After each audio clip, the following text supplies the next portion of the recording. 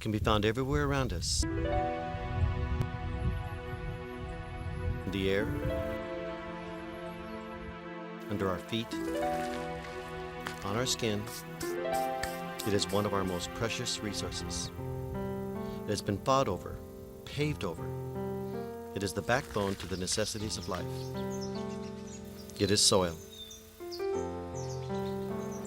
This unique material supports plant growth, and as we all know, plants are vital for food, clothing, and shelter. They also bring beauty to the world around us.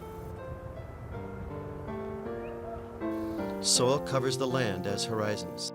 Soil is a thin veneer over the top of the earth. Soils may not seem like it, but they are complex, dynamic, living systems made up of inorganic and organic components. Air, water, and mineral matter make up the inorganic parts. The decomposition of plant and animal materials forms the organic part. This humus, along with minerals, provide the essential nutrients for use by plants. It also provides support for plants and animals. Soil is formed through 5 soil-forming factors: climate, organisms, parent material, topography, and time. It involves the processes of weathering and soil profile development. Over time, climate and living matter, mostly plants, act upon the parent material or rocks, which is then weathered by physical and chemical processes to develop soil. Thousands of unique types of soil exist in the world, as many as there are significant combinations of these soil-forming factors.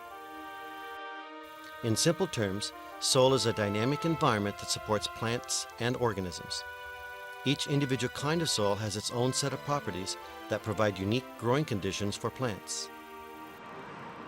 Humans have been irresponsible with this most valuable resource by allowing erosion, salt accumulation, and poor land use to take place. Since the 18th century, there have been no more frontiers in the United States with virgin soils. It is increasingly important we conserve and improve the productivity of these soils presently in use. To properly do this, we must understand soil and its properties, such as texture, structure, slope, depth, color, and water. Farmers know the necessity of learning the characteristics of each soil so that they may manage the soil for its best use. Farmers are not the only ones who benefit by understanding soil. For example, highway contractors should know the properties of soils for civil engineering purposes. Knowing this ensures that durable and safe highway systems are constructed and maintained. Builders must also be aware of the soil conditions upon which the foundations are placed. Even landscape contractors must know the soil characteristics for which they're going to plant their plants around buildings. Careful studies and analyses of soil properties are necessary prior to the construction of dams and reservoirs to determine stability and to prevent water loss from seepage. The rates of sewage treatment are mainly determined by soil properties. Taking into account these properties are necessary when designing waste lagoons and other type of leach field systems.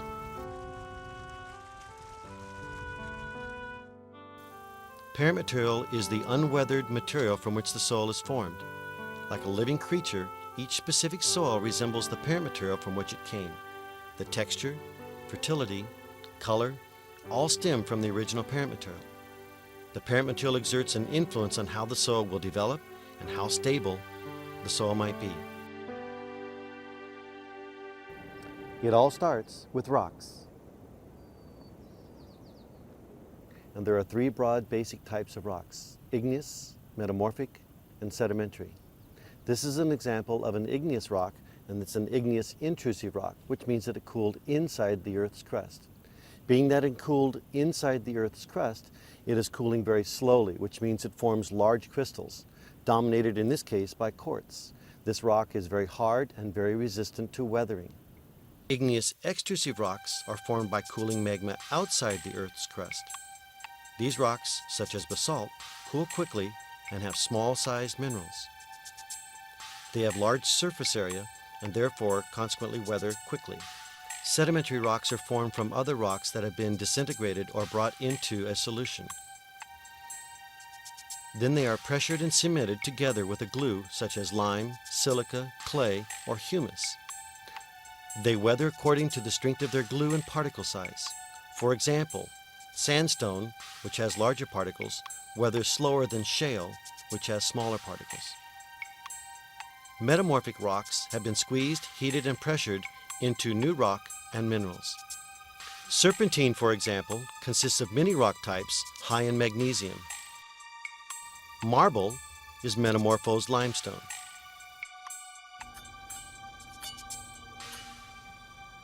When we talk about the weathering process, what do we really mean?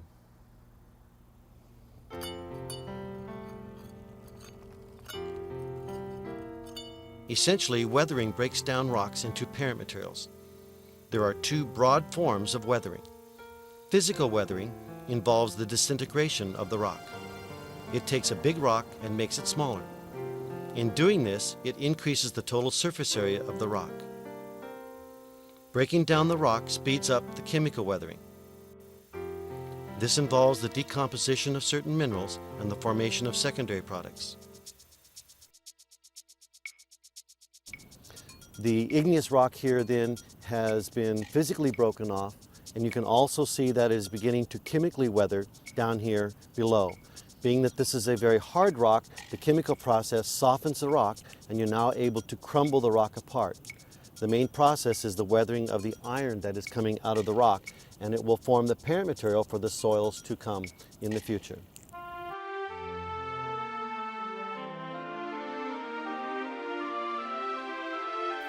To study the properties of soil, one must first take a look at the soil profile. The soil profile is the vertical cross-section of the layers, or horizons, from the soil surface down through the parent material. It reveals the history of the development of the soil and is the main basis for classifying soils. Soil horizons are layers that form over time. Each differs in one or more important characteristics from the layers above and below. Most soils have the following sequence. A horizon is commonly called the topsoil. It usually has a darker color due to the enrichment of humus and an increase in moisture content. B horizon is the subsoil, usually with an accumulation of clay and lime. And C, CR, or R horizon is commonly called the parent material.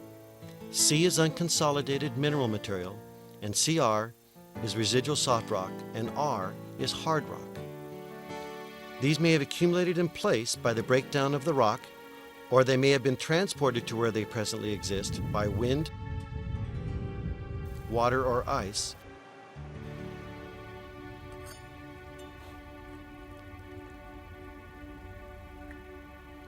In order for us to study the properties of soils, it's easy for us to see an entire soil profile as exposed here in a soil pit that has been dug for us today.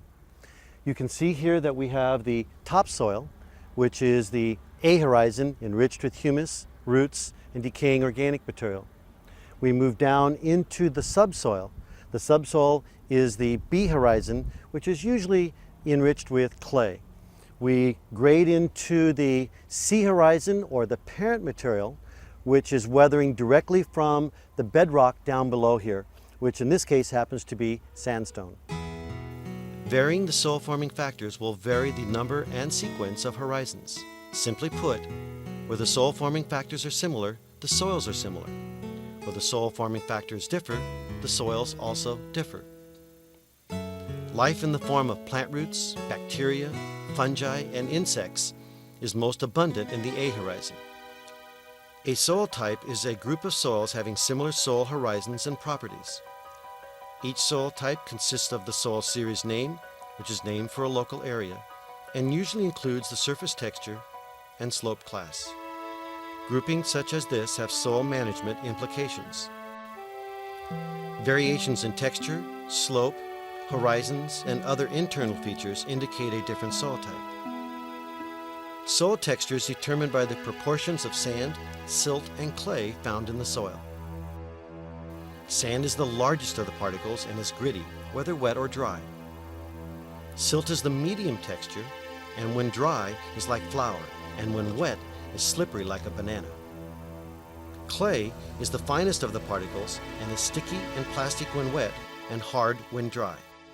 You know, while we're sitting here beginning to look at our soils, it's very important that we learn how to get our hands dirty. We need to get our hands dirty in order to get a feel for what the soil is like, and also to be able to determine the moist color.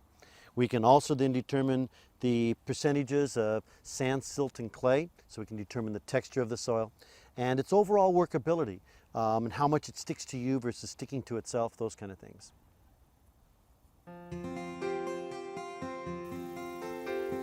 Properties of particles are more accurately determined when the soil is moist, and the best way to estimate texture in the field is to feel the soil with your fingers. The USDA designed the textural triangle relating the three particles, sand, silt, and clay, into 12 textural classes. Loam is a mixture of all three particles. Clays aren't as good for most agricultural uses because they are high in shrink swell, sticky when wet, and crack when dry. They are hard to work, and yet this is a great texture for growing rice. Sands aren't as good either because they do not hold on to enough nutrients or enough water for plant growth. Silt textures have the right amount of available water, but physically form platy structures which give a shingle effect and have high erosion rates. These textures can generally be grouped into coarse, medium, and fine classifications. Coarse textured soils are termed sandy. Medium textured soils usually have equal amounts of sand, silt, and clay. Fine textured soils are composed largely of clay particles. In summary, texture is the relative proportions of the different sized particles found in soil. The texture and relating structure determine the suitability for various uses. Soil structure refers to the arrangement and shapes of individual soil particles within a particular soil horizon. The structure is known to soil scientists as a PED, or aggregate.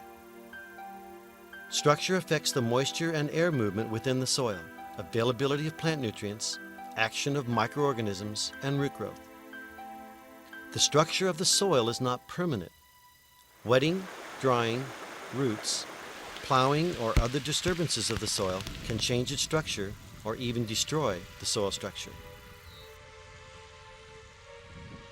Structure can be arranged in a loose, haphazard manner, or it can be compacted in a very uniform pattern.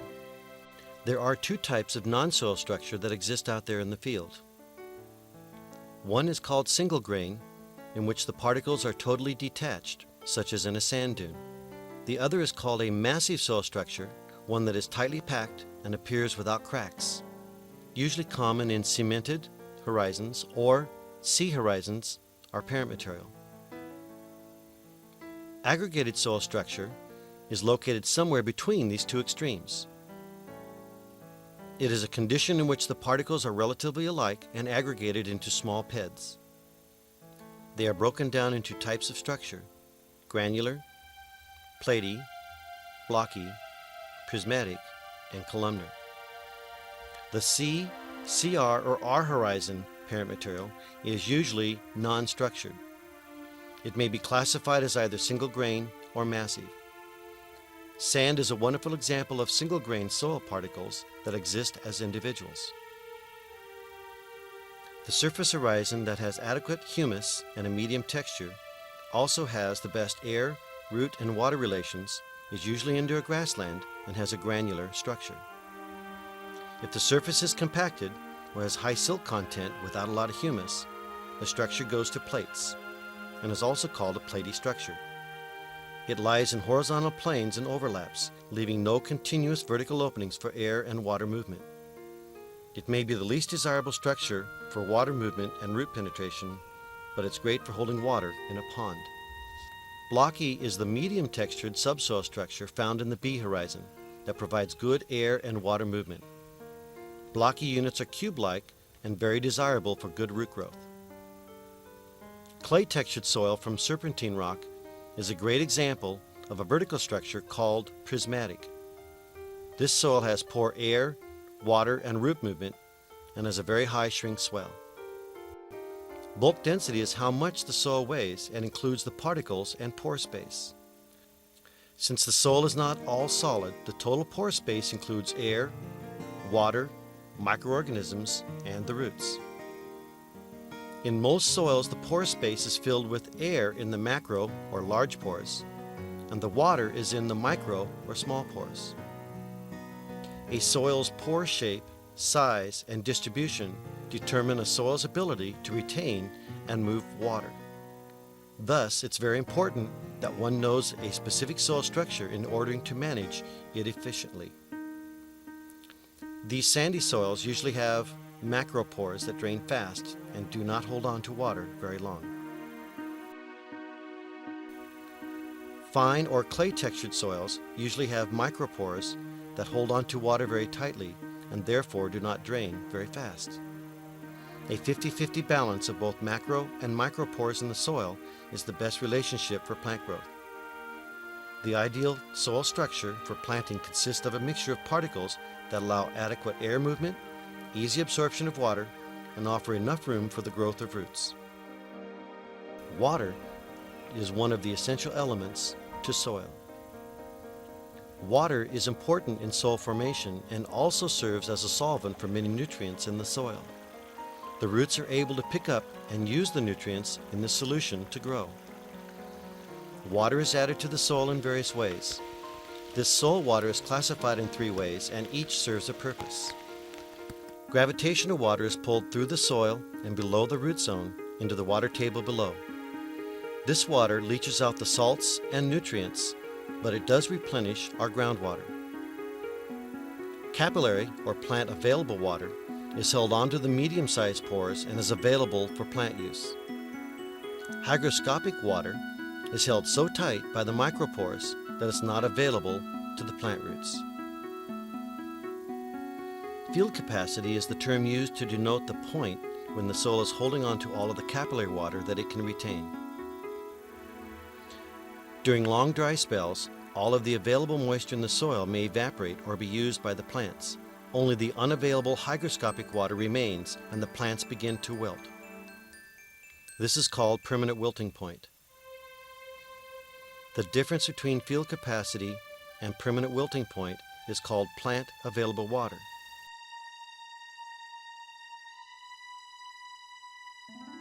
Evaluating the plant available water assists us in determining when we need to irrigate. Getting water into the soil is important. That is why, since the beginning of civilization, man has tried to develop many methods to irrigate our crops. It is equally necessary to understand how it is also removed from the soil. This happens in 2 ways. One is the evapotranspiration, which is the technical term for evaporation and plant transpiration.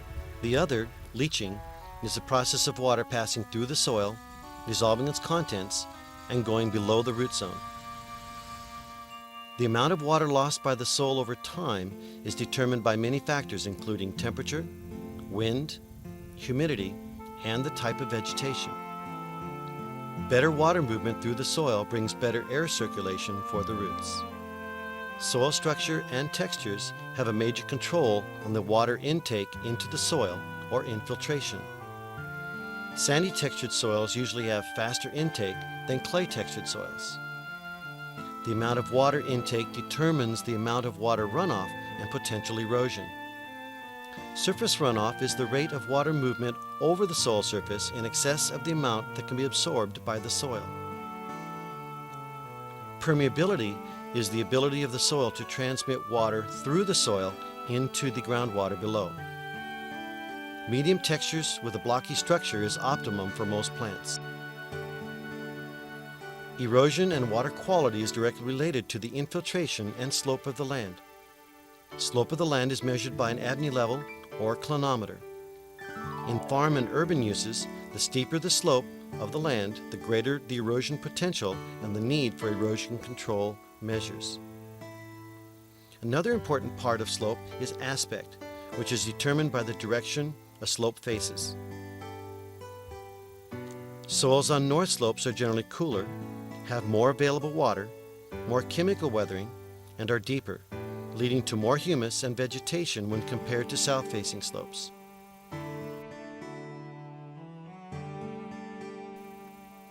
The rooting zone available to plants may equal the depth of the surface soil or may extend through the parent material. This is very significant to plants and management for available water, fertility, and drainage. Soil color has little direct influence on the soil, yet it serves as an indicator of many soil properties. Dark soils are usually more fertile and contain more humus, where the light-colored soils are usually a sandy texture and found in drier climates. Organic matter content, drainage conditions, and aeration are soil properties related to color. Drainage affects color because it influences the color of the iron compounds in the soil. For example, poorly drained soils have more organic matter than well-drained soils and tend to have a gray or bluish color. In well-drained or well-aerated soils, the iron oxides have red or yellow colors.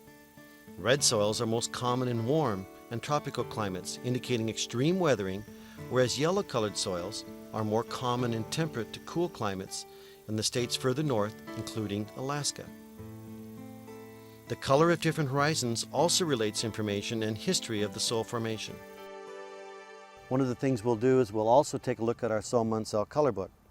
In most of California soils, we have the beginning page is around what we call the 10YR page, which the hue is up here in the corner. And these are most of our brown soils.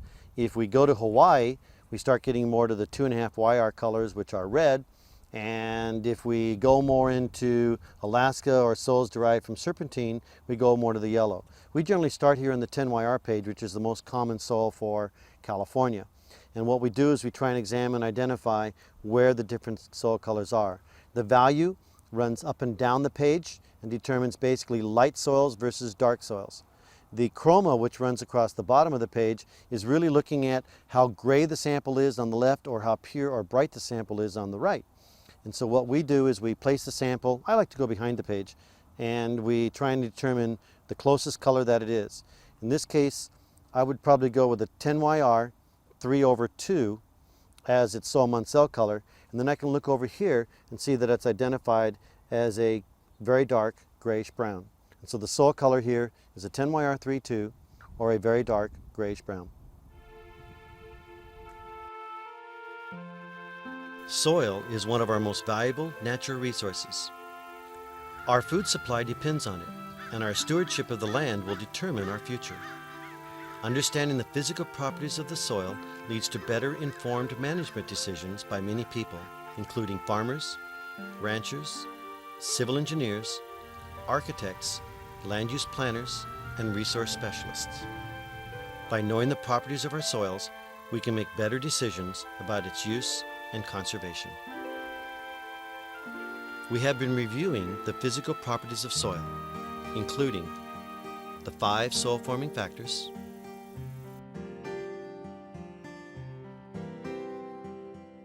rocks, rock types, horizons, texture, structure, slope, depth, water, and color.